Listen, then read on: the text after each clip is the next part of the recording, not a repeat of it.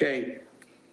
At this time, I call to order the February 2021 meeting of the Anderson County Charter Commission. And ask the clerk to please call the roll.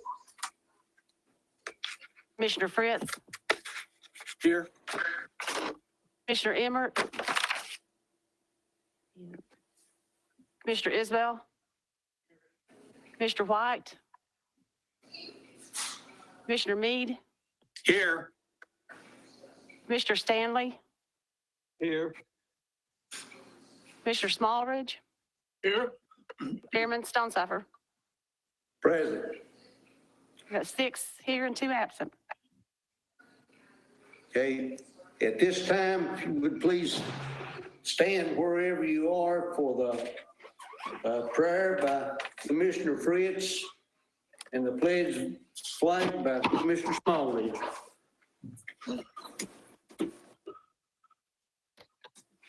Let us pray. Our Father, we just thank you, Lord, for this day and the many blessings you've given us. And Father, we just ask that you just be with this country, Lord, and be with all the people, Father, who are suffering, Lord, with this pandemic and the ones who have lost loved ones at this time, Father.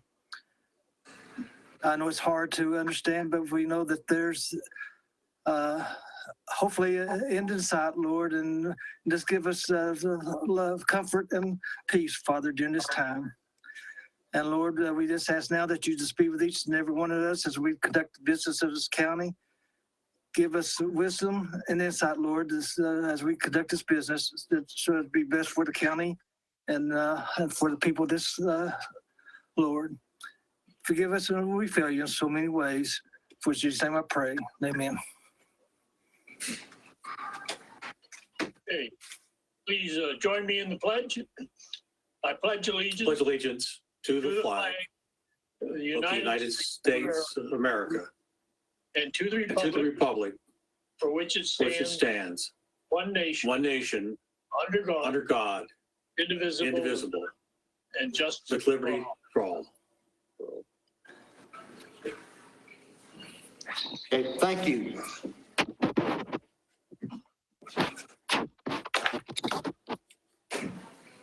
At this time, we have any citizens would like to speak.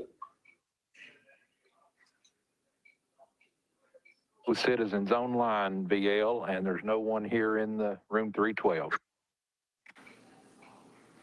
Okay. We'll skip that and go to the minutes of the previous meeting. This Commissioner Meade, I make a move to approve the minutes. Second. Motion by Commissioner Meade, seconded by Fritz. Commissioner Fritz to approve the minutes, the last meeting. That was the December meeting. Correct, December 7th. Any discussion? If not, Annette, will you please call the roll? Commissioner Fritz, Aye. Commissioner Isbell, Aye. Commissioner Meade, Aye. Commissioner Stanley, Aye. Commissioner Smallridge, Aye. Chairman Stonecipher. Aye. 6 and 2 absent. Okay. Jay, can you give us some information or provide an update? Yes, thank you, Mr. Chairman. Can everybody hear me? Can everybody hear me? I hear you. Good. Yes. Tim, can you hear me in the room? Jay? Good. Brian set me up with some new technology over here, so I feel very fortunate. We're all very fortunate to have Brian with us. But maybe my camera won't be shaking as much. my camera holder before was my cup in my office. I was very low tech up here, but I've actually got a mounted camera and a mounted mic, so I should be set. If you don't mind, I'll take up number 8 first. It was requested by Commissioner Stanley, and that's the status of the contract with Joe Jarrett for legal help with the charter. That contract has been signed. I've met with Joe, let's see, twice now. He met with myself and VL a week or so ago. We forwarded him all the information that he needs. He's already begun to work on that material. The contract has been approved by the county commission. He has not received his first payment yet. We're hoping that Robbie's able to move. We've got the money reserved. It's just not in appropriation code, but we'll be able to do that hopefully after the next county commission meeting. And as you recall, under that contract, he gets $2,000 up front, and then the remainder when he finishes his duties. His duties not only call for him to help us write the charter, but also help us write the educational materials to be disseminated to the public once it's done. I think that's a very important part of the process, is to inform our citizens as to what we've done and what's contained in the proposed charter. But he's going to be working on all that. I feel very comfortable with Joe. He is an excellent legal writer, so we're very fortunate to have him on. He's actually worked, I guess now, I think 3 different charter counties, which is very, very unique. 2 in Florida and 1 in Tennessee. So we're very fortunate to have Joe with us. I'll go ahead and move to number 7 now. Has anybody got any questions on the contract there, number 8? Commissioner Meade here. Commissioner Meade. Yeah, Jay, in an email I got from you, talked about the budget committee or something. There was some problem about paying this guy. Has that been resolved? Because really, the way I understand the law, the commission is obligated to provide this commission with the funding, and then we are the ones that have to approve it. Is that not correct? That is correct, but this is what happened. As you know, we've got a budget process that goes forward. Robbie saw what was going on and reserved the money, I think, a couple of years ago. Yeah. It's got to be moved to an appropriation code. It's in a reserve code, and that takes county budget and then county commission to do. So that's what we're waiting on. And at that point, once it's moved into an appropriation code, a check can be written out of it. So that's But this concern about the commission having to approve each payment, right. is that? The way that it's going to work is that each payment to Mr. Jarrett, which I only envision 2, once the inception of the contract is signed, that's what we're waiting on now. And then at the very end, each of those will go through the budget committee and then come to county commission before the check is written by the finance department. And so it shouldn't be that much of a bureaucracy issue, but that's our procedure and our protocol that we normally would work with. And I envision that he will be paid his first check shortly after the county commission meeting here in February. Okay, thank you. Any other questions on the contract with Mr. Jarrett? Okay, if that's it on that, I'll move back to number 7. Just some, I just got a text from Mr. Emmert, and he said that he's still at work and he's getting ready to leave. So that's where he's at tonight. But I'll start going through some items. These items I have tonight are some unfinished business, some questions that I've gotten.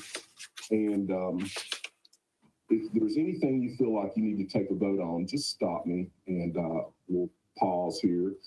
And some of them just for clarification purposes, some issues that I've mentioned before that we didn't get a yes or no on. And if I don't hear a motion to change this, I'll assume we're going to continue to do things the same way we've done it in the past.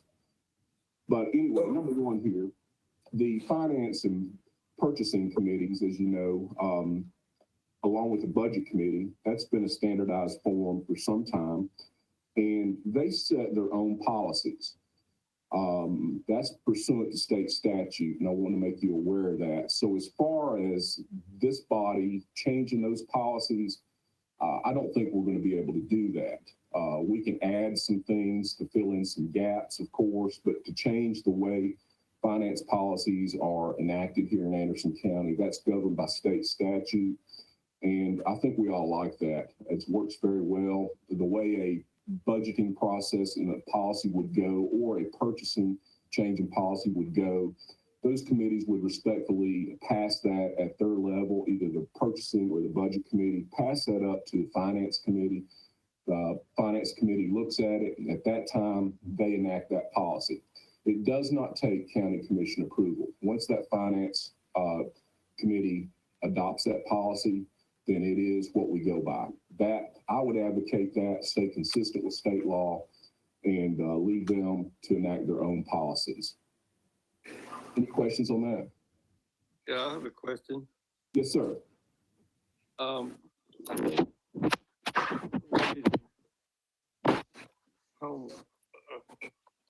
charter.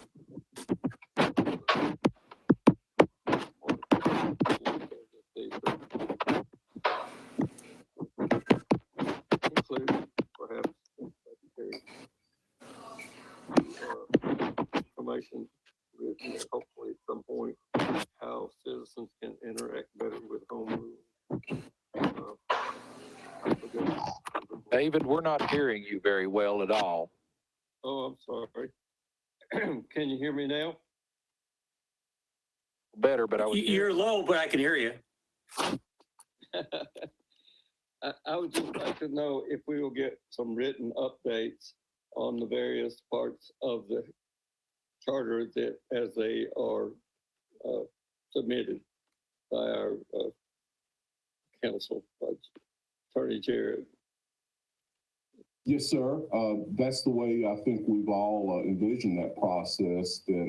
That's what we've been doing all along. As you recall, we've gone through the draft provisions, and you've approved those, and that's the way that it's been working. That's the way I see it in the future to be working. That as something is written, we bring it back to you, have you approve it. But now remember, it'll all be combined, cumulative effort, and then we'll vote on it, a final vote. We do that so we can adjust the draft. I know it's sort of piecemeal, but I think that's the best way to look at it, so that we don't put together one entire draft of the charter and we hash through it. We're going to work through piece by piece, just like we've been doing. But I hope that answers your question as to what your question is. Yes, we'll be bringing them back as he finishes, as we work together on this, and we finish one section, we'll bring it back. That's the way it's been working in the past. Does that help, Mr. Stanley? Well, thank you. I would like to get it piecemeal rather than everything all at once. Yes, sir. I think that works out better. We can hash through it that way, and then bring it all back to you in its final form, and we'll give you plenty of time to look at it and then take a vote on it. Thank you. Are we ready to move forward? I've got some questions on the severance tax, and that's popped up at County Commission several times over the past 20 years. Can we increase that severance tax? As you may know, we've got a private act on severance tax, but the short answer is no. There's a state statute in place that limits that severance tax at 15 cents per ton, and that is on sand, gravel, limestone, chert, and those materials, but we're stuck there. That until that state statute is amended, we'll be at 15 cents per ton. Any questions on the severance tax issue? No. Okay. One question, this has been shortly mentioned before, and that question is the county medical examiner versus the coroner system. For years, we operated under the coroner system. About 10 years ago, we went to the medical examiner system. I like that a lot. We've got Darinka Malusnik as our medical examiner. She is the Regional Forensic Center director. She does an excellent job. If you've ever heard her testimony on TV about various murder cases, high-profile cases. She does a tremendous job.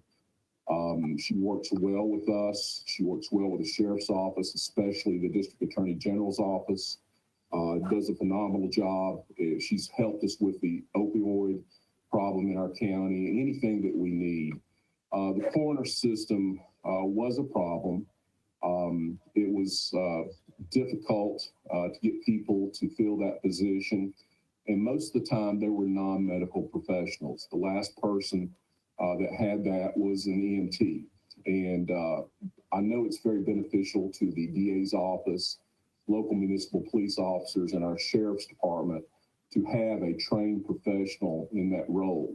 And she does all our autopsies, or her staff does. But I would advocate sticking with the medical examiner system if that's acceptable with you. I don't see any reason to return to the archaic form of the coroner system.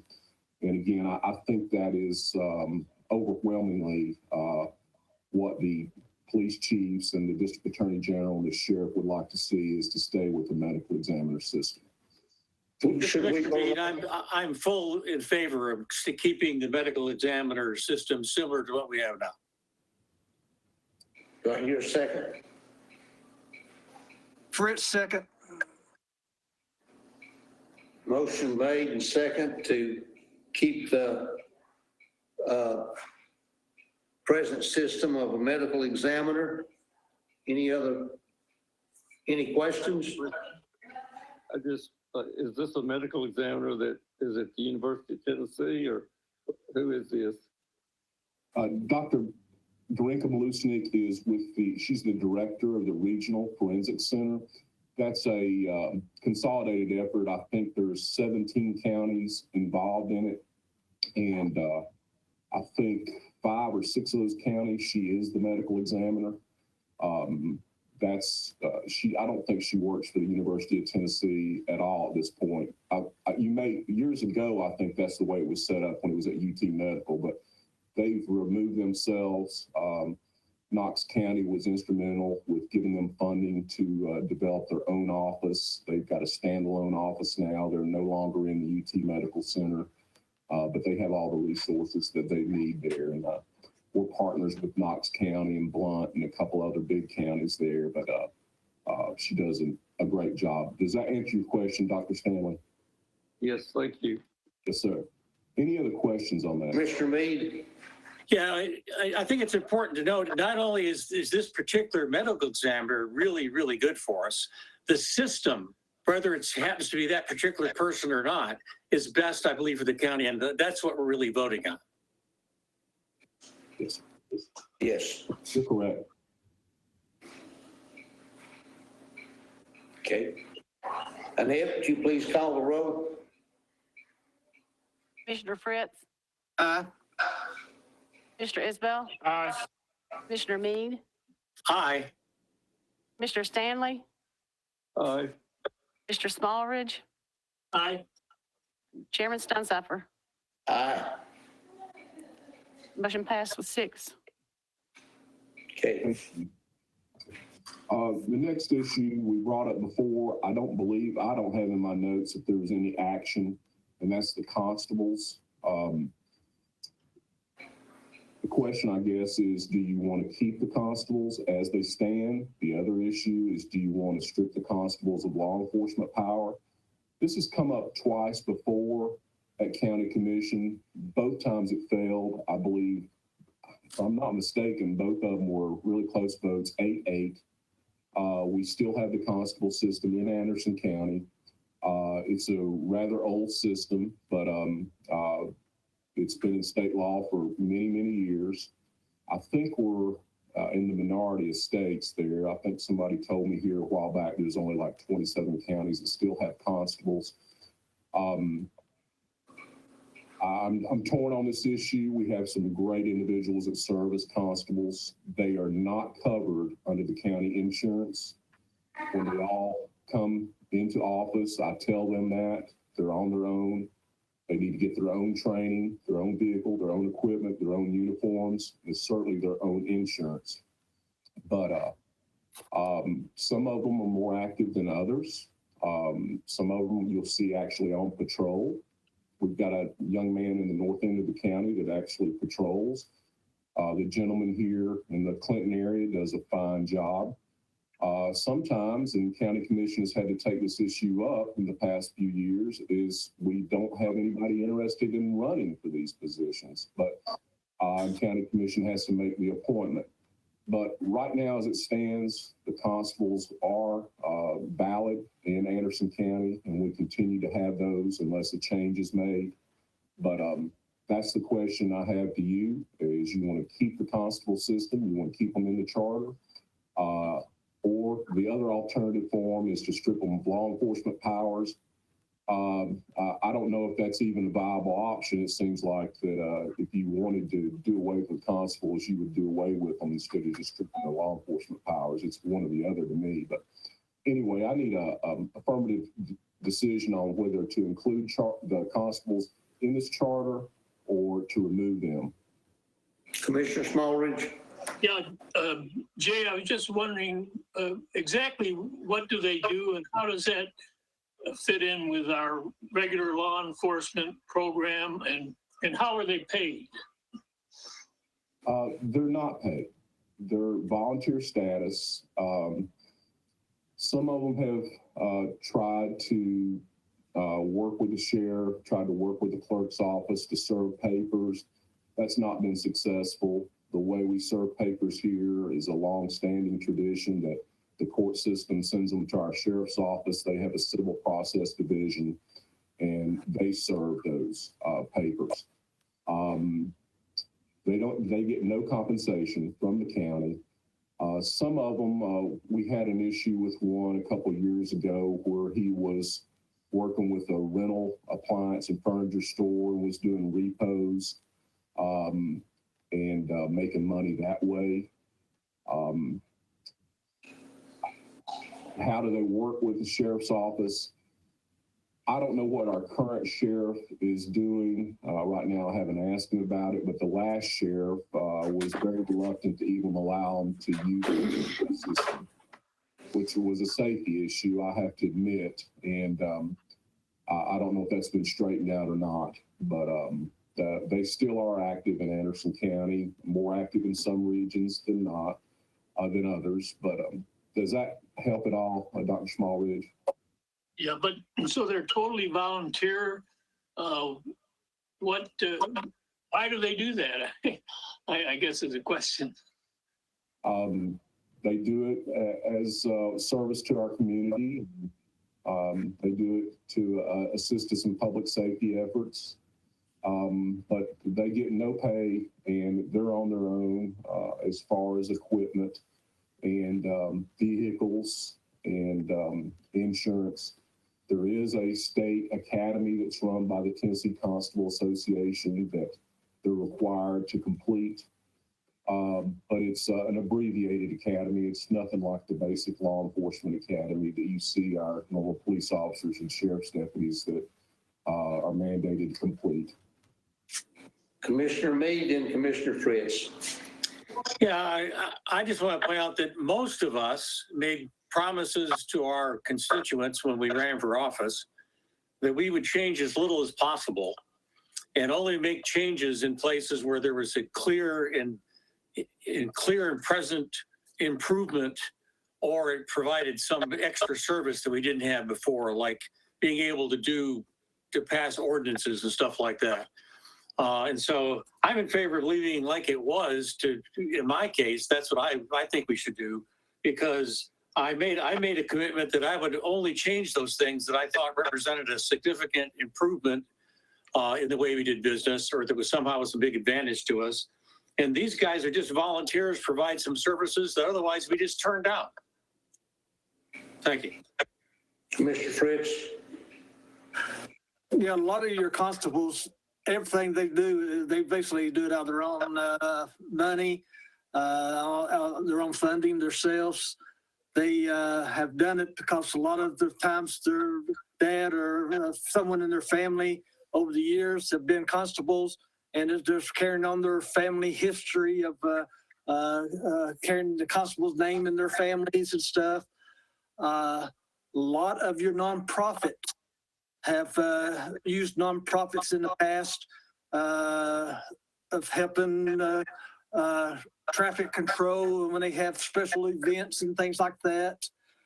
I know Jennings Faust out in Claxton area, District 1, at times when there's been major wrecks and stuff, he's gone out and helped the volunteer fire department and stuff with traffic control and things. So, I mean, they do a lot of things like that on their own time, and just, as you say, community service. Jay, I have a question. Do we need to vote on this, whether or not to leave it in? No, sir. If you want to leave it the same, there's no vote that's required here. I think Okay. the only thing that we need is if there's a change there. But it's up to you. If you want to make an affirmative vote to make a public statement that you support these gentlemen, then that's fine with me. This Commissioner Meade, I'll make a motion to keep it as it is in accordance with state law and tradition. Motion by Commissioner Meade, got a second? I'll second it. Second by Dr. Stanley. Any other questions? Clerk, please call the roll. Mr. Vote. Fritz, Aye. Mr. Isbell. Aye. Mr. Meade, Aye.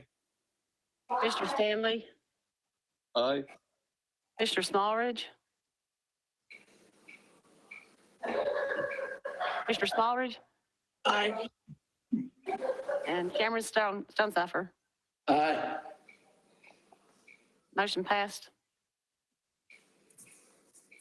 Thank you. The next issue I have is the removal of elected officials.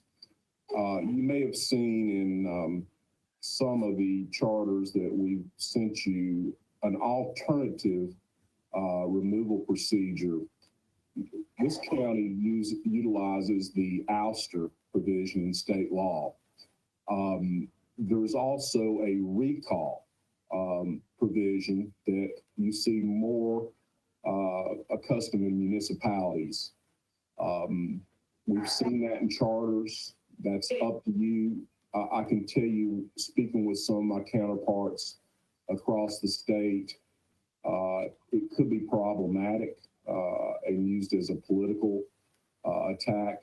The ouster statutes seem to work pretty well. Of course, we're very fortunate in this county. It's been many, many years, 1999, since we saw our last ouster case.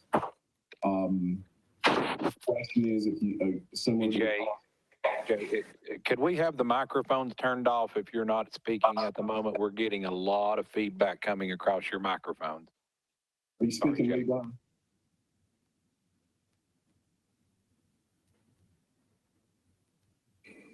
You're fine. It was the other ones. Okay, can everybody hear me now? Okay, the question is, do you want to look at the alternative form of removal of officers through recall petition? That normally requires a number of citizens to sign a petition, very similar to the ouster proceeding. And then at that point, you go through the court process. I really don't see any advantages to go into a recall petition. I get some questions every now and then, but honestly, the ouster statutes embodied in Tennessee state law do basically the same thing. And, but it's up to you. I wanted to bring that very delicate issue to you tonight, just to make sure that nobody would like to see an alternative form of removal of elected officials from the county. But if that ever occurs in the unfortunate circumstances, there is the ouster provisions that are embodied in Tennessee statutory law. I'd move to stay with the ouster and keep it as is. That's a motion. Do we need to act on that, Jay, or You've got a motion, I'd go ahead and carry through with it then. a motion by Commissioner Meade to keep it as it is? Do I hear a second? Second. For Dr. Smallridge. Any questions, comments? Clerk, please, we'll vote. Commissioner Fritz, Aye. Commissioner Isbell, Aye. Commissioner Meade, Aye. Mr. Stanley, Aye. Mr. Smallridge, Aye. Chairman Stonesifer.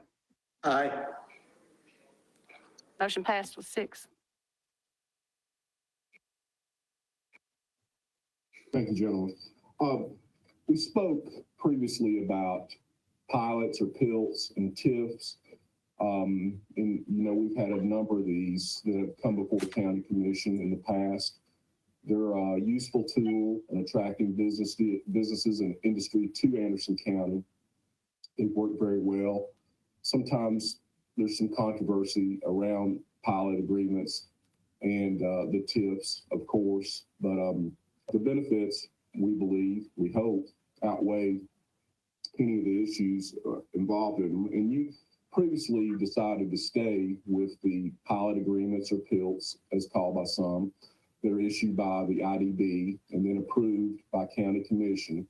And also, if it's in a municipality, it has to be approved by their legislative body. But the question here tonight is, do you want to keep the simple majority to approve these or a 2/3 majority? There's been some controversy on some of them, but right now the way it stands is a simple majority vote to approve those. If you do want to increase the bar, then it would be a 2/3 vote to approve those. But again, I want to remind you that this is vetted at several different layers. You're vetted at the Industrial Development Board, you're vetted by their attorney, you're vetted by usually Mark Mamontoff, who is the state guru that does these with Fastberry and Sims. He's an attorney. He usually drafts the vast majority of the ones that come across my desk. Then I look at them, and then they're sent to county commission.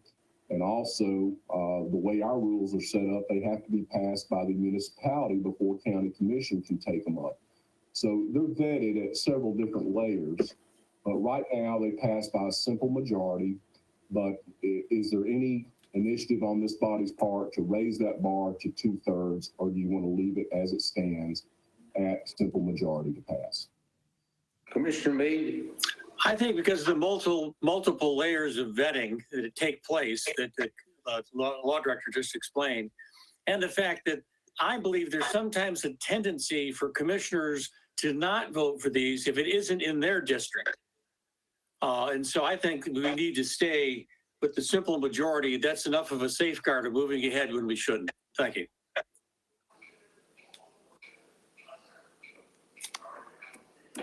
Do we need a motion on this? If there's no changes, no. But again, Okay. if you have a statement on it, that's totally up to you. Any other comments? Continue. Thank you, gentlemen.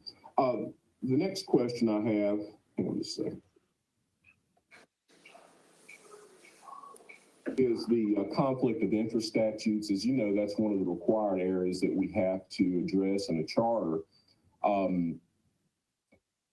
I, for one, had some problems the way that law was written before. It allowed someone with an obvious conflict at any level to vote on something if they made a statement saying that basically it was, before the vote, that basically it was in the best interest and they were voting their conscience. That law has now been changed 2 years ago, and it goes back to our simple rule that if it puts money in your pocket, you don't vote on it. I think the Tennessee state statutes have been shored up on this issue. You also need to remember we have an ethics policy that you've already previously said would still be embodied. That is another area that's required to be in the charter. But I feel pretty comfortable the way the new statutes read. Yeah. Anytime these individuals, if, for instance, the one that keeps popping up is county employees that serve on the county commission. At this point, if say they're voting on a raise or something like that, they have to abstain. There's no wiggle room there. They're forced to abstain. And that's my advice. That's been my advice for many, many years. They need to abstain. And that seems to work well. The new statute, it's cut through a lot of that old language that was very confusing. The General Assembly amended it numerous times, trying to work out individual problems. Now it's dramatically shortened, and it's working well. It works well as it meshes with our ethics policy. So as far as the conflict of interest issue, I like the state statute now. I would advocate that there's no changes, and these individuals that are, if they're voting on a contract or any kind of appropriation that would put money in their pocket, they are forced to abstain. Any questions on this issue? Does that also includes members of the household, like if the wife owned a company that was doing business with the county, or even isn't it even a child that's living in the household? I think there's something, but it includes more than just the person. And I think the current law does really well. I think, And it does allow them to vote on the final budget, regardless of not being able to vote at some specific item during the budget discussions.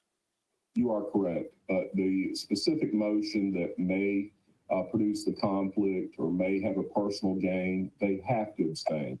Yes. There's no discretion there. They must abstain. Is there any motion for a change on this item? Okay, continue, Jake. Thank you. I'm sorry, I got out of order on one. Back to the TIF and PILTS agreement. I recently had a request from the attorney for the local IDB. And as you know, when a TIF or a PILT is passed, there's an agreement that is signed with the property owner. And it's a contract is what it is. There's no way around it. It's a contract. You're going to do this. You're going to bring this many jobs in. You're going to build this facility. And we're going to give you this kind of break on your property taxes. We've had one company here that is operating under a pilot agreement or PILT that is now appealed their property taxes.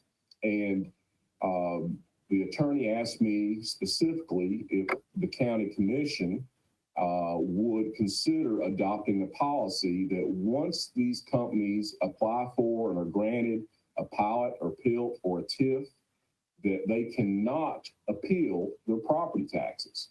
I'm going to throw that out to you. We can embody that in the charter. If not, I'm going to come back to county commission, tell them the recommendation from the IDB council that, hey, look, once you sign this agreement that you're going to pay this percentage of taxes, we're going to give you this particular abatement. Again, it's contractual that at that point forward, you can't appeal these property taxes. But any questions you have on this issue, I think it's sound logic.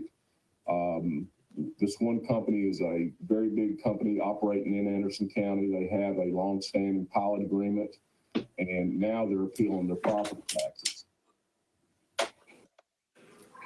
Commissioner Meade? Yeah, Commissioner Meade here. Jay, does that have to be specifically talked about in the charter, or is that something just like now the commission would have authority to do that in any case? The commission can do that right now because the county commission adopts those policies and procedures. You've seen that come back to you a couple of times with amendments.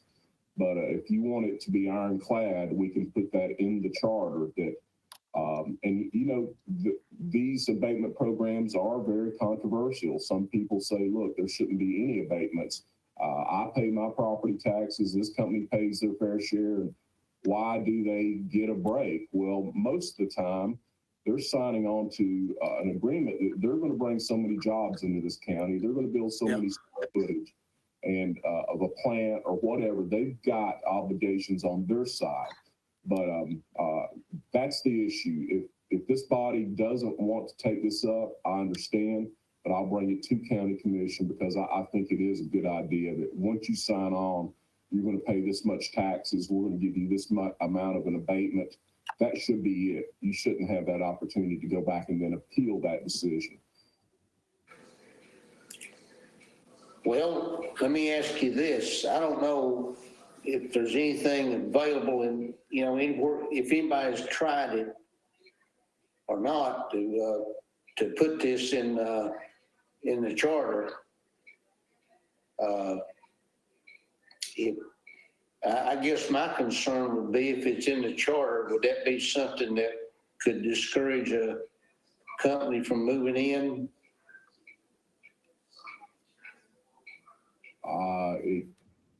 Yes, it could, but the alternative way is, as I said before, is to take this through the municipalities, the local IDBs, and then bring it up to county commission as a policy change.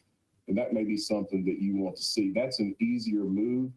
If once you embody it in the charter, then it would take a charter amendment. And as we know, that's going to be a difficult process, the charter amendment. Whereas Okay. policy, then that's easier to modify. Yes, sir. Okay, why don't we, if county commission is going to take this up and they're going to change the policy, There'll be no, I'd say leave it like it is. Can we come back later on this one and put something in? sure. I'll Just leave it. be bringing it to county commission's attention just shortly. And we'll leave it like it is until then, and then if we need to, we can bring it up and see what we want to do. Yes, sir. Okay. Is that That's fine. Commissioner Smallridge? Jay, I was just wondering, are there any circumstances that we could think of where a company would not have a right, but at least have a reason to request a change in their tax structure? If the I don't know. I'm just wondering if there could be an issue where there needs to be a change for some reason that's legitimate. Maybe not. That's always a possibility, sir. And they're under state law. The authority is there. They can continue to appeal, as we've seen on our property tax appeals that I've noted to you, the big ones here recently. The way the structure is, they can appeal each tax year. I think you've seen that in the Toyota case. It just keeps going on and on and on. There really is no finality. Although we won this case, and I announced it today via email, that was for 2013 through 2020. And I think it's very likely that we'll see an appeal for 2021, and we'll go back through this process. Certainly, their legal strategy is to wear us out. And in some degrees, it does work. But yeah, is there a valid reason? There could be. Putting something in the charter is a very firm stance on something that is going to be hard to modify. You have to go back through that whole amendment to the charter process. This may be something that you want to consider as strictly a policy that can be changed by the county commission. And that's the more flexible position. And yes, I can say there's a possibility it could be legitimate, but I do believe personally that once you sign on to a pilot or TIF agreement, it's contractual. You're contractually bound to those terms for the length of the agreement. That should be it. There shouldn't be any appeal to it. And if you want to modify something, you wait till that agreement expires, then come back and negotiate a new pilot or a new TIF agreement. Thank you. I agree. Okay, move on. So we leave that the same. Okay, then the next system. Commissioner Meade? Yeah, I think when we say leave it the same, I think what we agreed to is we're going to leave it the same, but if the county commission passes that and puts it into effect, that we'll at that point make the decision to add it to the charter. Fine. You can if you want to. There has been problems, and I'll just give you the full disclosure on this issue. And we haven't seen this surface in many years, and that's with the Oak Ridge IDB. The Oak Ridge IDB, and probably Chuck and BL probably remember this. they used to give 100% abatements on county taxes, and that seemed a little strange.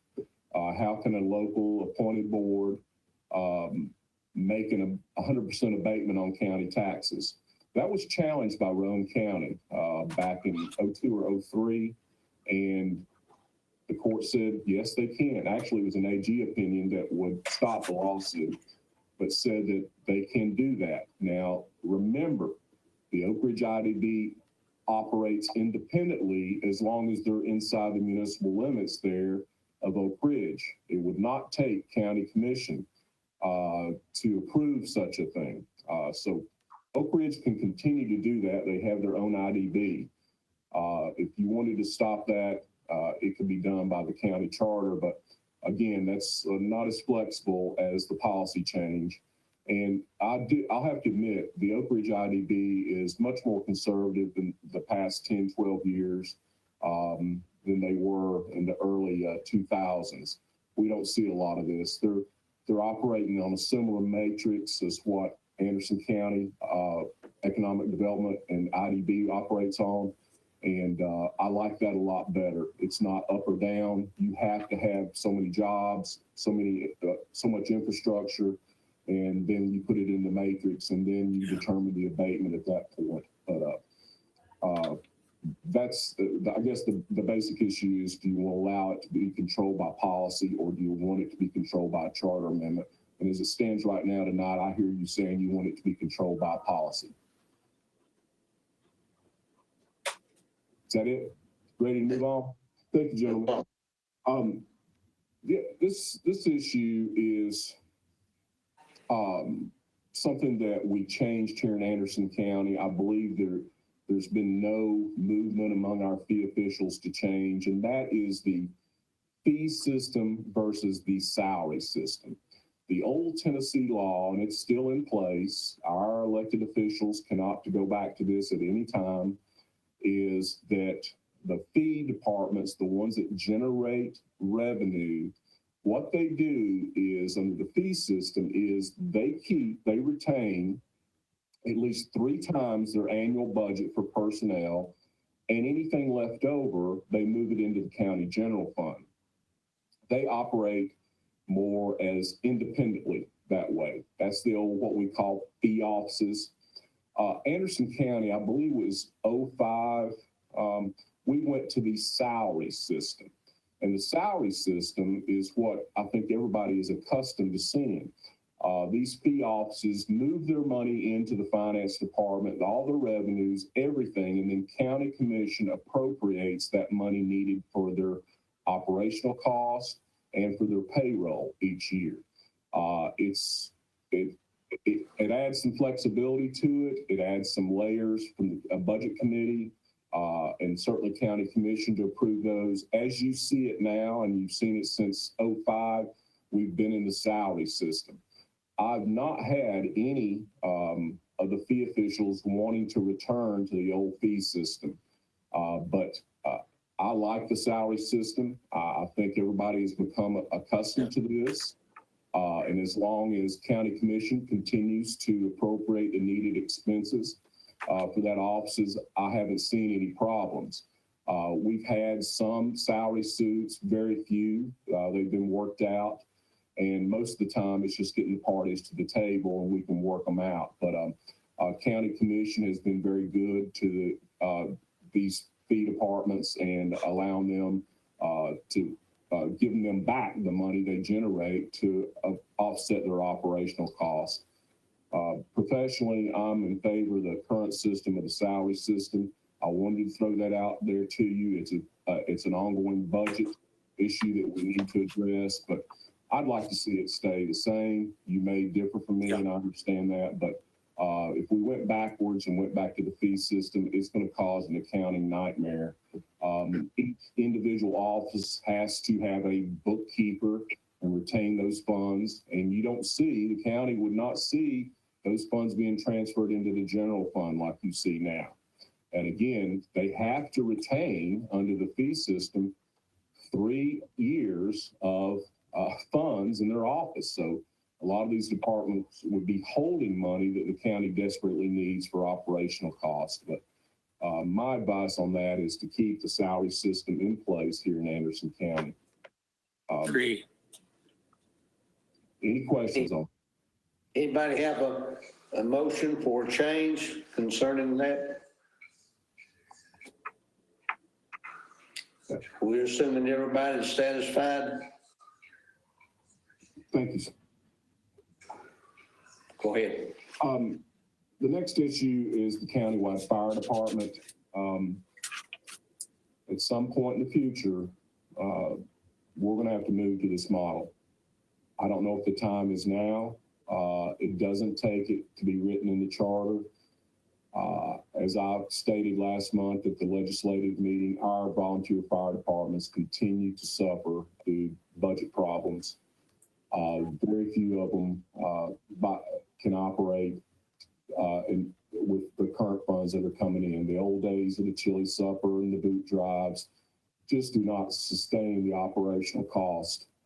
The estimate 10 years ago was a $5 million outlay to the county to start a countywide fire department. There's an alternative form that allows us to contract with volunteer fire departments and put them under a county fire chief.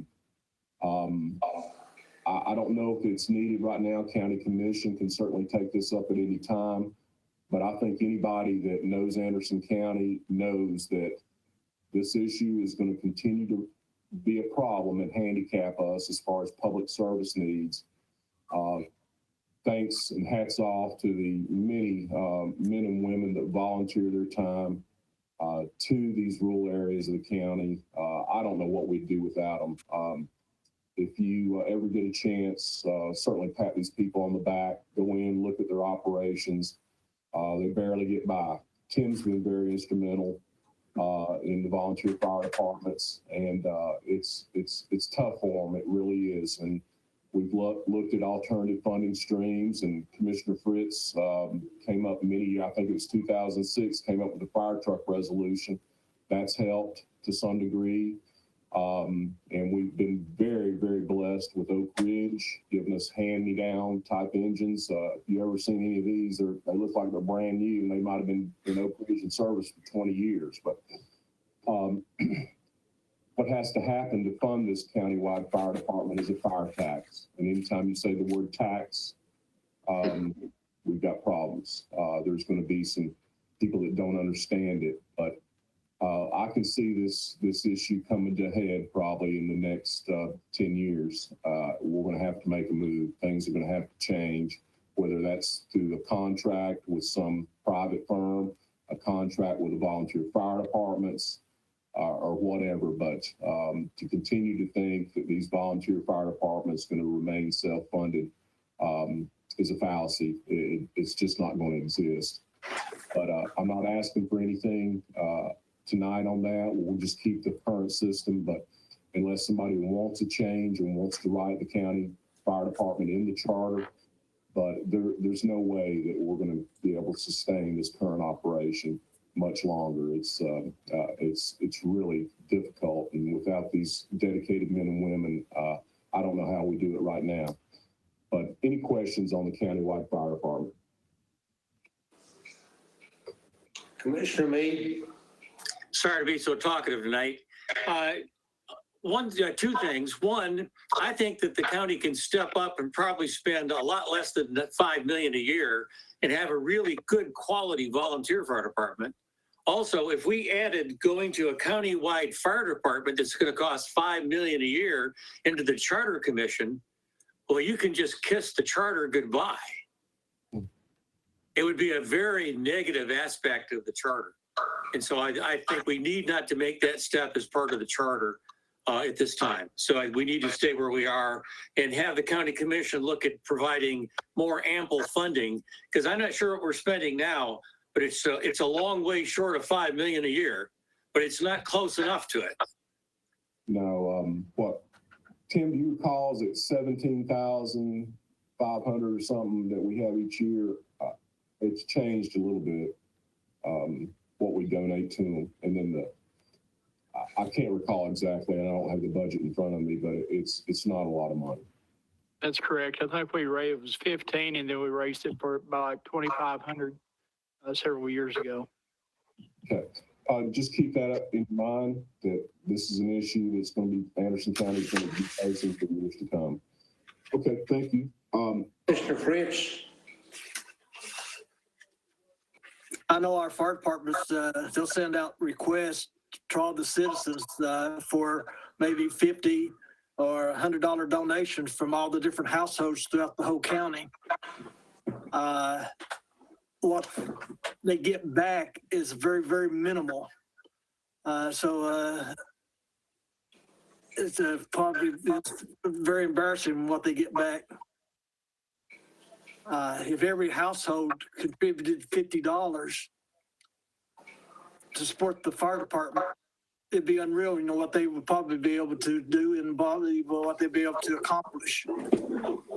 But if we, as a commission, in the past, had a tax increase where the property taxes increased $20 over a whole year, they're ready to tar and feather us.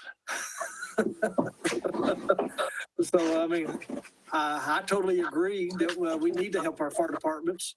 And I mean, I'm giving the $100 a year for 2 different homes, you know, so I mean, so I don't see an issue about the fire department. I wish everyone gave $100 a year.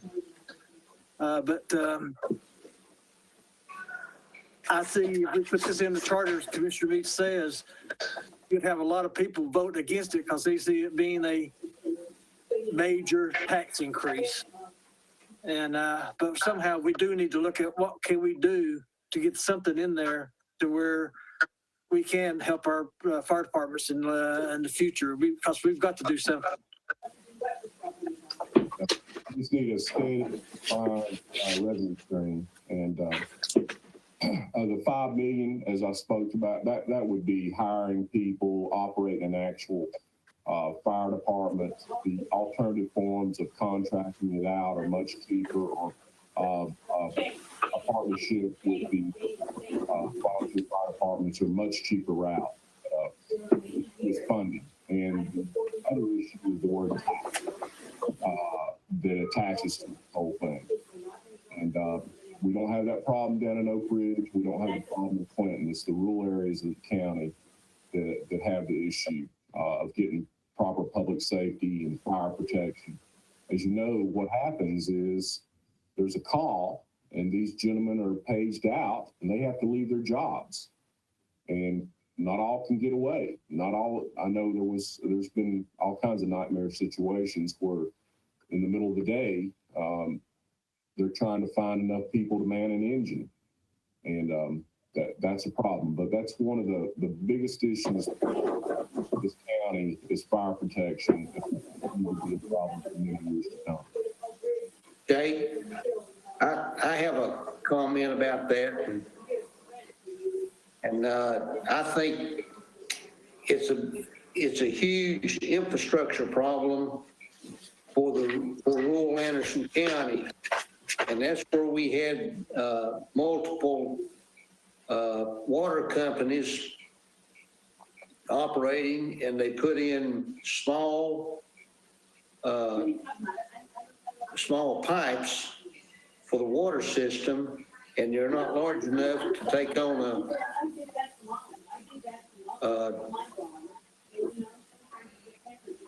the fire hydrant.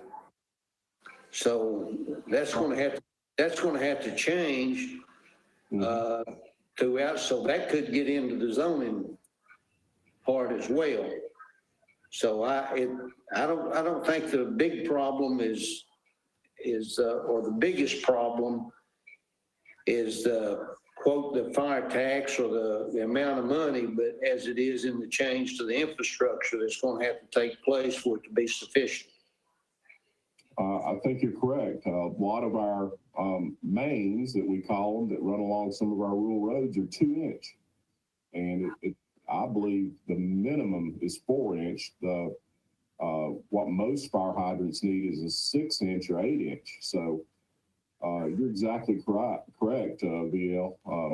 There's a lot of work that would have to be done there, a lot of partnerships that would have to be formed to get that done. Okay, just keep that.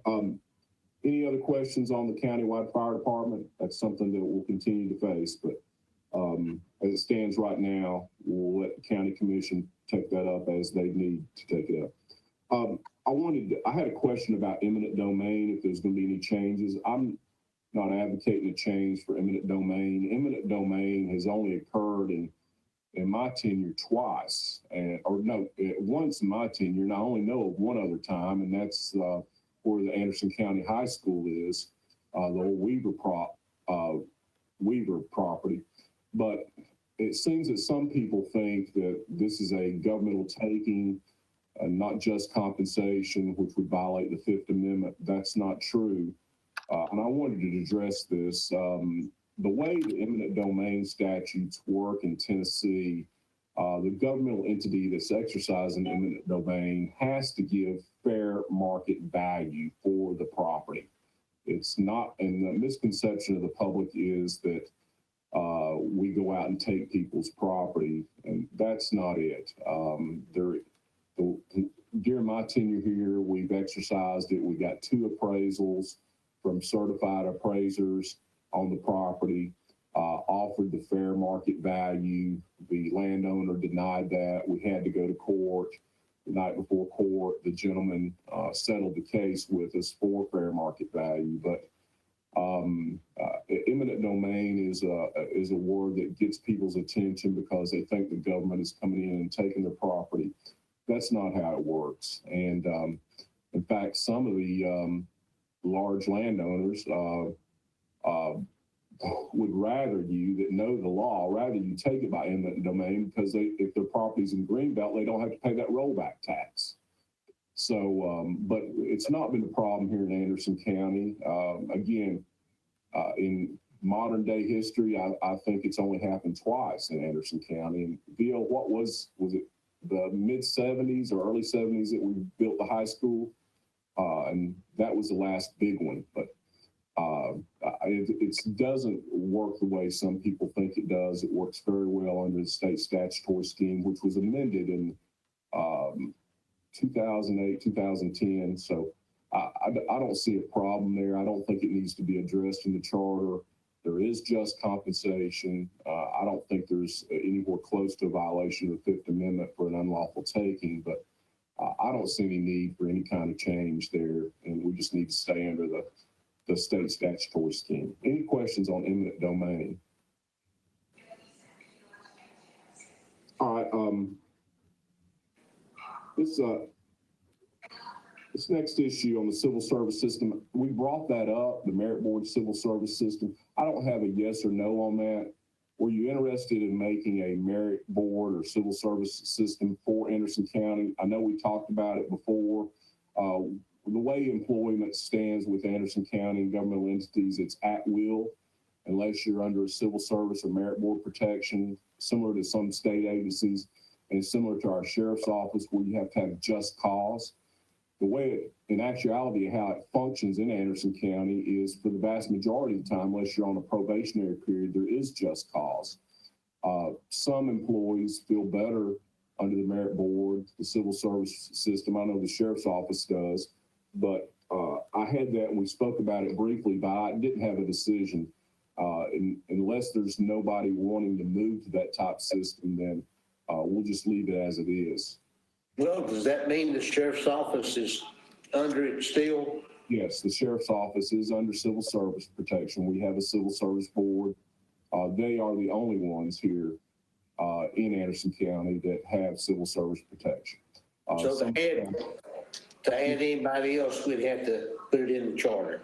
Yes, sir. Okay. Move on.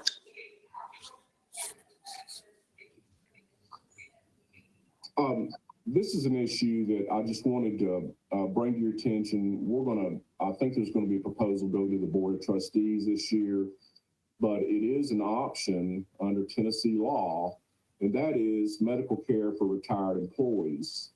And that usually goes to Medicare age of 65. We have employees here that'll retire. They have their 30 years in, and they have no medical coverage, and they're out shopping the market. The Board of Trustees has been very gracious. They've allowed them a stipend, in a sense. That's something that could be a very large burden, potentially. As you know, we don't have a lot of people that retire from Anderson County on the general fund side. The school system's got a lot of retirees, but on the general fund side, just a few years ago, it was less than 10. But as our workforce begins to get older, that is a concern. I think we'll see a proposal go to the Board of Trustees to try to do something here in this area to help our employees that do retire with 30 years full service under TCRS, but are below that Medicare age of 65. But that's something that I want you to think about. We normally allow our Board of Trustees to make these decisions. We have a resolution in place that allows them to make our benefit coverage. They'll be taking it up. The other issue that kind of joins that one on the hip, and we've seen it work very well with some of our municipalities, and that's to pay the employee contribution to medical care. I think Clinton has that and Oak Ridge has it. I know Clinton does. That really helps with retention of employees.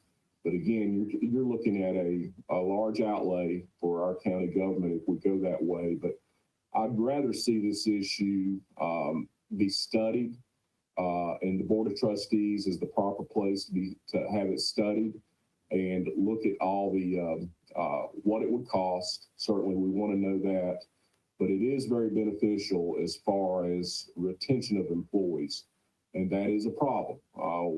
At some point we've got to stop the revolving door, especially in EMS and the Sheriff's Department.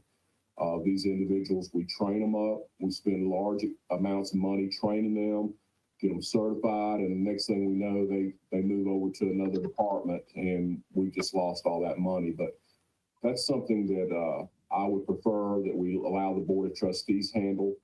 But please understand that that is something that needs to be looked at, and we'll continue to look at that. Any questions on insurance coverage for employees? Yeah, I have one, Jay. Sir.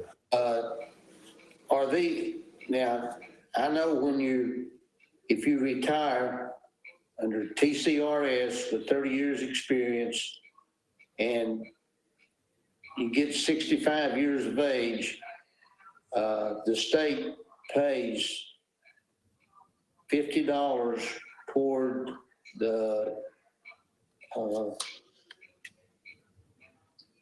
Part B, I believe it is.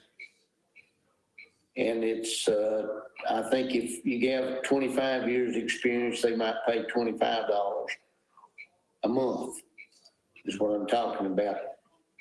So does that cover, let's say, anybody that's under the local part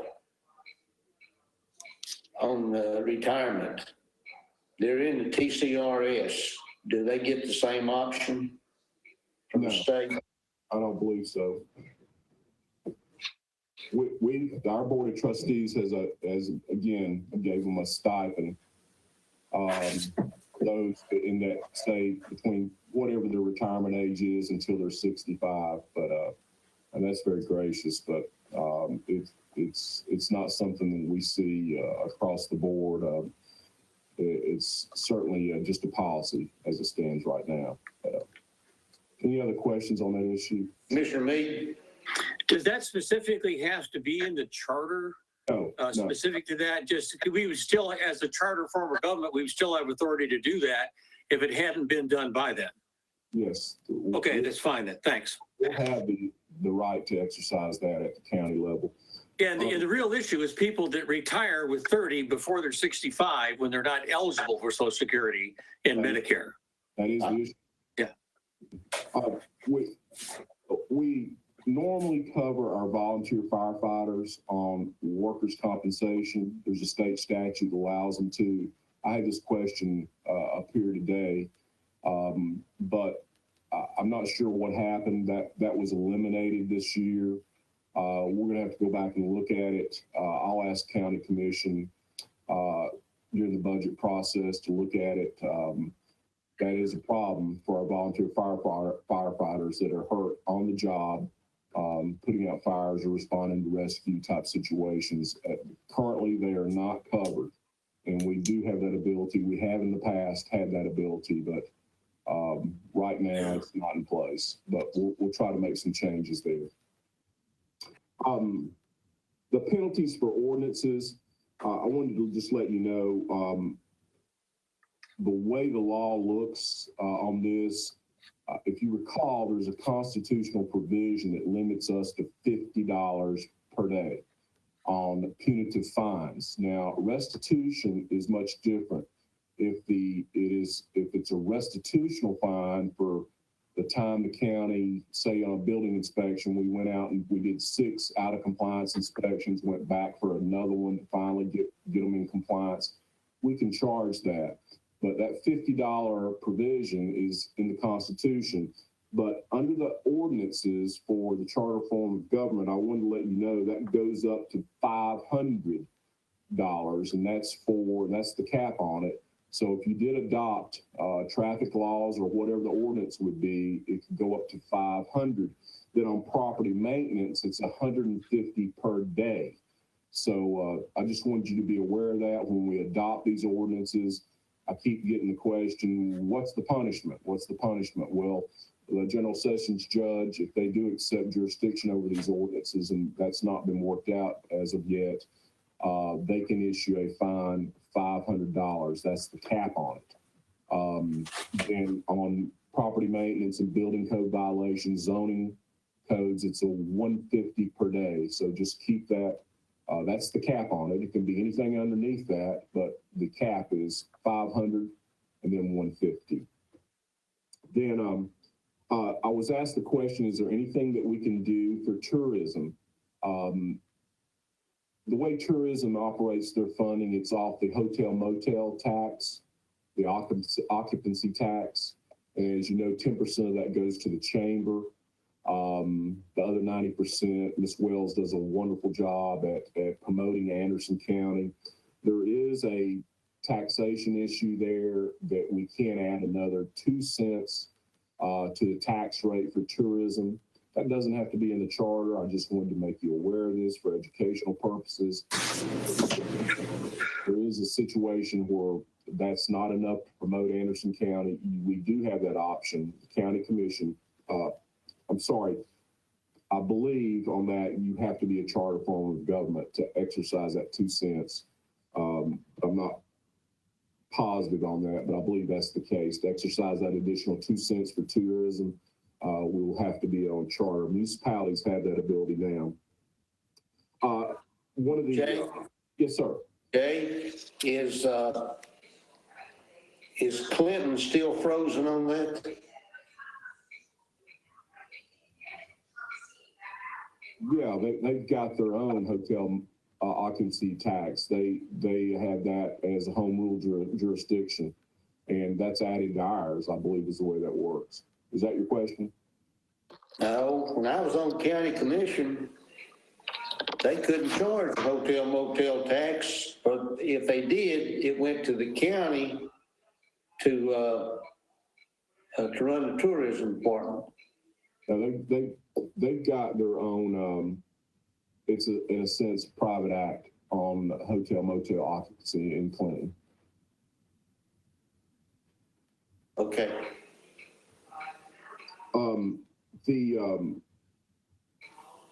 I started looking into the traffic ordinances as we adopt ordinances to help generate funding for public safety in Anderson County. And the way it's been done, and it's allowable by the TCA 654507 allows us to operate adopt the model traffic ordinances from the National Committee on Uniform Traffic Law. That's probably what I would advocate going to. I don't need a decision tonight. I'm going to have Mr. Jarrett do some additional research on that. That seems to be that, I know there was some questions on how Blount County was able to produce this without a charter form of government. But I wanted to make you aware that there is a state statute that does allow the adoption of the model traffic ordinances.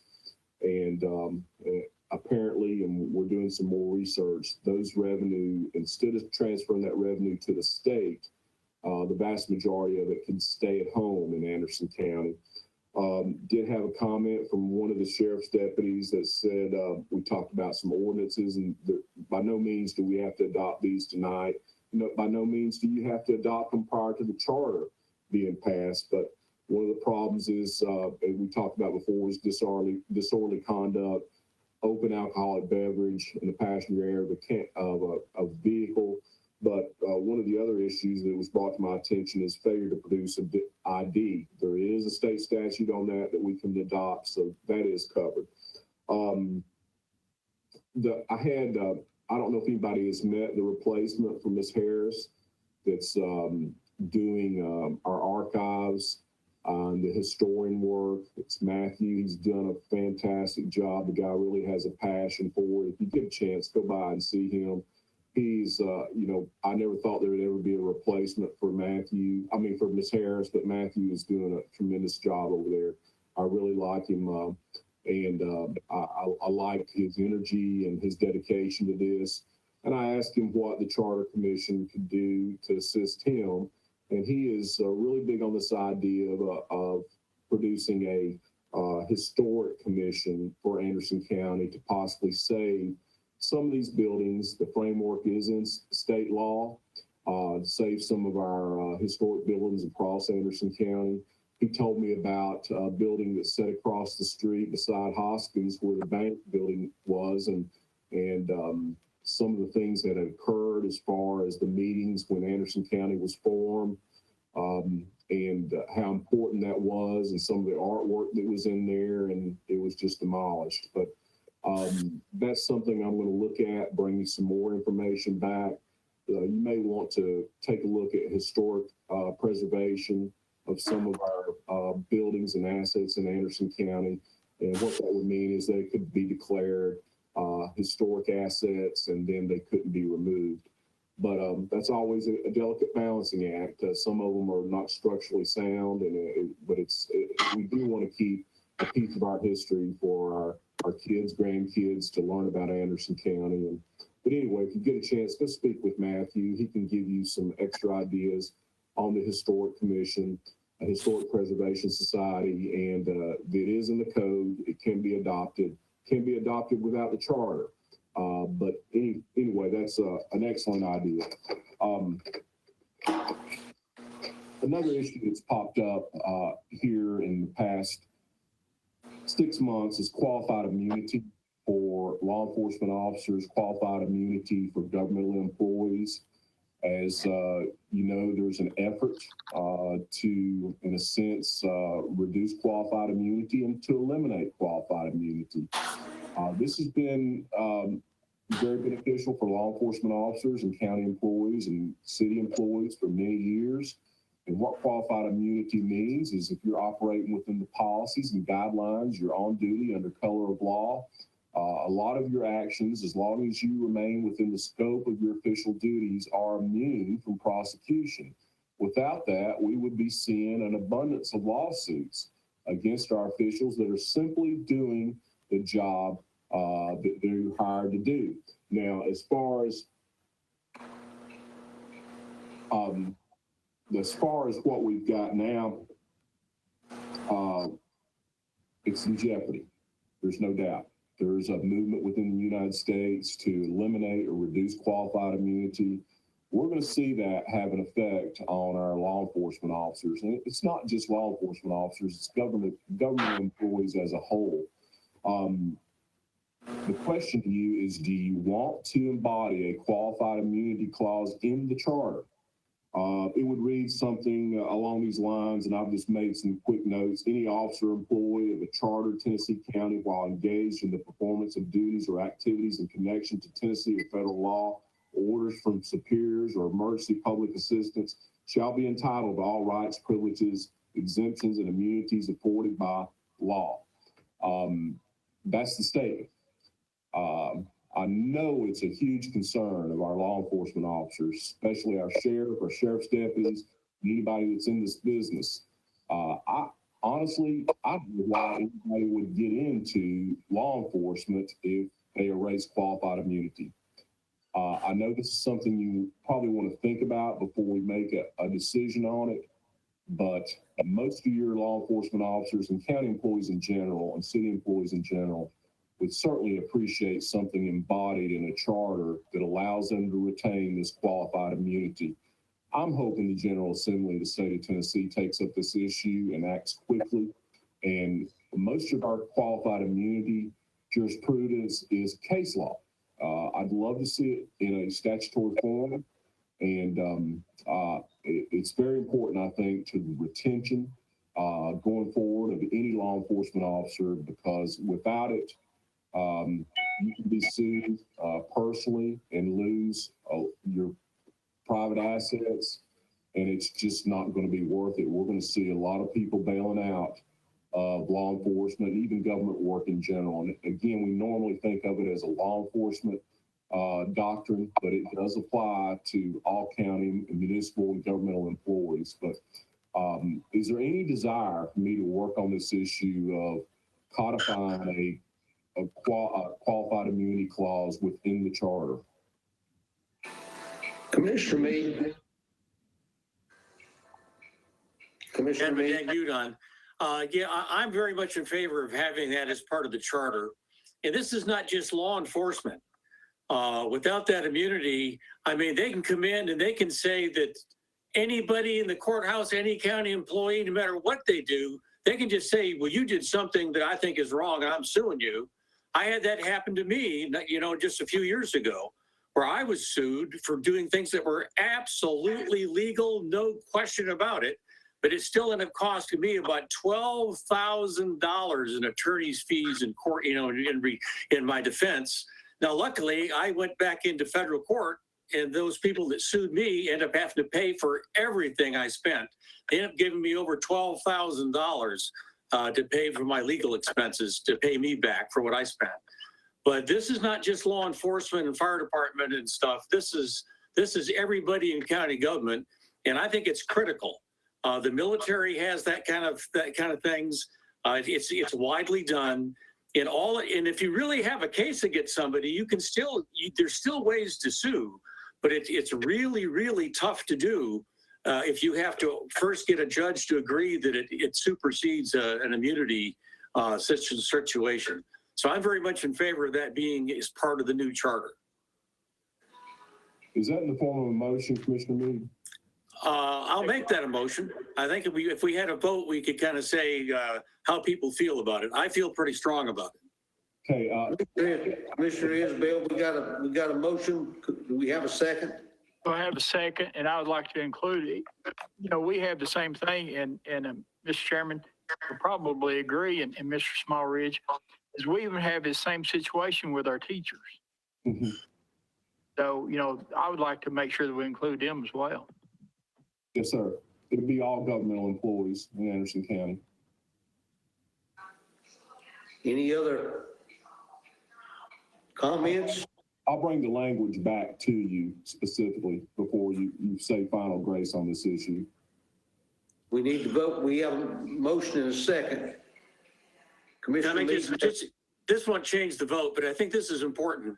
If you actually commit a criminal act, that is never considered part of your duties as a county employee.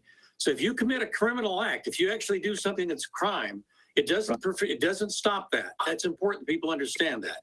Yeah, and anything outside the scope of your official duties would not be covered by this. Only within the scope of your official duties. Any other comments? The clerk, call the roll for a vote. Commissioner Fritz, Aye. Mr. Isbell, Commissioner Meade, Aye. Commissioner Stanley, Aye. Mr. Smallridge, Aye. Chairman Stonecipher. Aye. 6, motion passed. Okay, thank you very much. I'm sure all our law enforcement officers and county employees and teachers would certainly appreciate this. Next up, the mayor's veto right now is, to override that veto is by simple majority. I had a question, can that be raised? Yeah, state law is simple majority, but if you wanted to see that as a 2/3 vote, that could be embodied in the charter. As it stands right now, to override the mayor's veto is a simple majority on the county commission. That may be something you want to think about. We'll come back to in the future, but let me know your thoughts. Commissioner Meade? Yeah, that's the same for the governor of the state. Yes.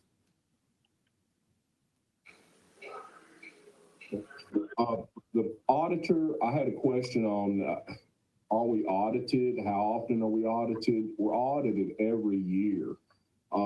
There's a provision that allows the citizens to call for an audit if there's not an audit within 2 years. Well, that's still there, but we're audited every year by the comptroller. The other question was, can we hire an outside auditor? Well, an outside auditor has to be approved by the comptroller. That doesn't happen. There has to be a need to do that. We've been working well with the comptroller for years. I don't see a need to hire a private auditor. And again, you're up against the comptroller having to approve that. And we know our audit findings come from the comptroller. It adds a mess to it. You may get something, we work very well with the comptroller's office. They're here often. I can pick up the phone, Robbie can pick up the phone, the mayor can pick up the phone, and we call them. We work through these issues. I really like that. I don't want to add a private auditor in the middle of this that we have to go through that may not have the experience as the comptroller does. As we all know, governmental finances are a very unique beast. You need to have experience in this area. You can't rely on somebody that's just normally a CPA that's never worked in government finance before. I really like the idea that we work with the comptroller's office. They're the ones that will produce the audit finding. I'd like to stay with them. I don't see a need whatsoever to go to a private auditing firm. And again, the working relationship we have with the comptroller's office is very good. They help us. They answer any questions we have when we're faced with it, and I like the idea myself. Is there anybody that wants to change that and go back to the private audit? And again, the state statute is if there's not an audit in 2 years, the citizens can petition the mayor for an audit. If the mayor doesn't act within 30 days, then they can file a bill in Chancery Court similar to a writ of mandamus, which forces an audit. That would never happen in Anderson County because we always have an annual audit conducted by the comptroller. Any questions on this issue? Thank you. I know I'm wearing you out. I was asked this, hang on just a second. I was asked this question, I haven't been in the past few years, but how can we stop the annexation? We haven't had a lot of annexation issues in several years. You know, in November of 2006, we signed the master settlement agreement with Clinton, and there's not been much movement there. I think Norris has annexed some areas that's been sort of controversial. We never saw the annexation across the river from Oak Ridge, and I think that's when myself and Commissioner Fritz worked on that issue many, many years ago. We've never seen that. We've respected, everybody seems to respect their boundaries right now. You never know. But the question is, how can you stop that? Well, state law is really on the side of the municipality. I guess they feel as though the municipality can provide the public service that much better than the county can. And we just talked about the fire department. There are no doubt our municipalities can provide better fire protection than the county can at this point. But how can we stop it? There's not much way, but the one way that has been utilized in the past is instead of going with charter, is going to a metropolitan form of government, making the whole county a municipality. You've seen that, I believe it's Moore County that has it, and they call those unified governments, metropolitan unified governments, and the county operates with the largest city inside that. That would be Oak Ridge, and they form a unified government. In a sense, I think the biggest one I know of is Duval County in Jacksonville, Florida. They took the entire county and made that the municipal boundaries. But I wanted to address that. I'm not asking for any action on that issue, but I do from time to time get the question is, how can you stop annexation? Well, it's very difficult under the state statutory scheme, but one of the answers is the metropolitan form of government, and that would be a unified government with the largest city in the county, and we're looking at Oak Ridge there. Any questions on unified government? That's a little bit different beast. I think it requires a different petition be filed by the citizens, but that's something just for educational purposes. If you get that question, there is an opportunity to do that. I've got some other issues. I'm wearing you out tonight, but that's all I have tonight, VL. And Commissioner Mead, I think had a question. Yeah, I just want to comment because I got involved in this somewhat some years ago, not too many years ago, but in the past, it was including some things in Anderson County. People's first notification of their being annexed was when they got their bill for their taxes. yes, That was the first time they heard anything, and that was done in accordance with the current state law. State law has changed substantially since then, and now it really takes complete openness, and you have to have a vote of the people in the area being annexed that agree that they want to be annexed now in Tennessee, and I don't think that's changed. That's still in place, isn't it, Jay? yes, sir. That was a problem. We had one of our municipalities that annexed a certain area of a large highway, and you're exactly right. The first notification that people had they had been annexed is when they got the tax bill. That seems to be resolved by the General Assembly, and we haven't had any cases of that, and I hope we don't in the future. I never like to see conflict between us and our cities. I love to say that we've got a good working relationship with all our municipalities, and we have in the past. And annexation is a very contentious process, not only for our citizens, but for the county and the municipalities.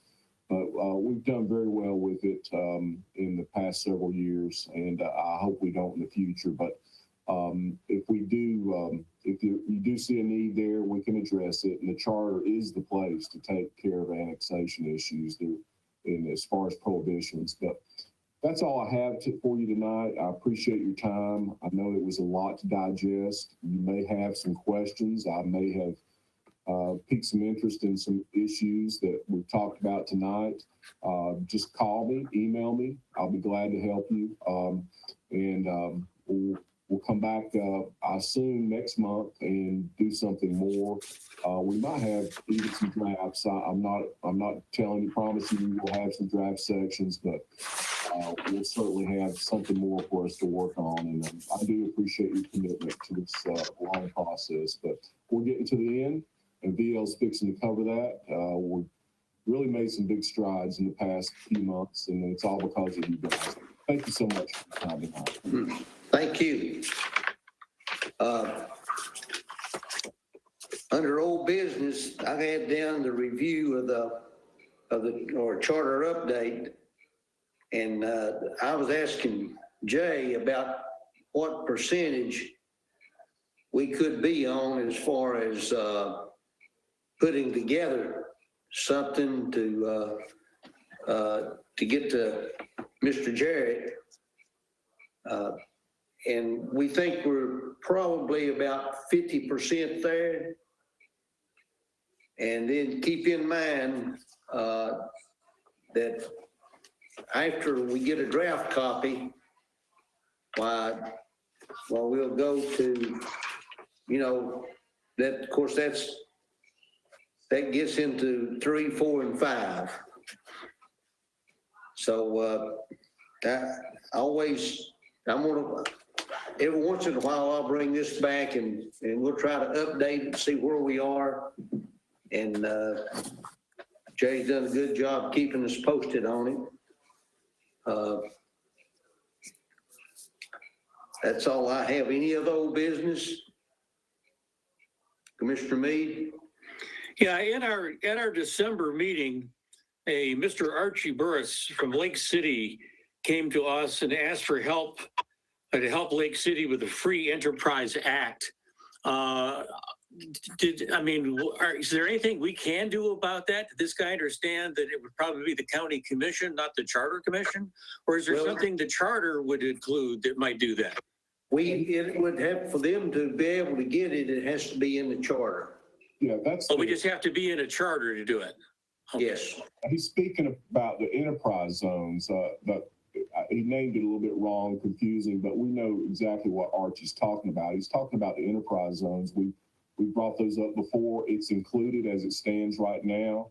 It's just not free enterprise. It's called the enterprise zones. And that we're very fortunate that some of the areas we're looking at, it's already been designated by the federal government as opportunity districts. And we've got that in there as it stands right now. But I appreciate Archie coming forward, and that was a great endorsement. And he sees the same problems that we see.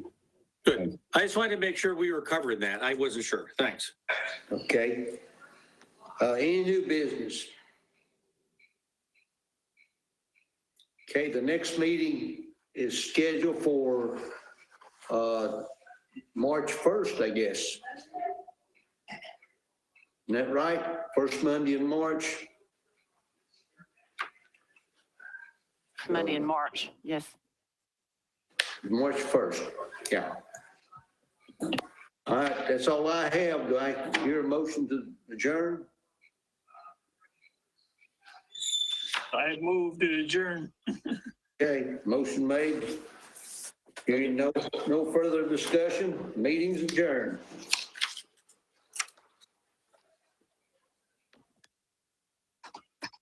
Have a good evening.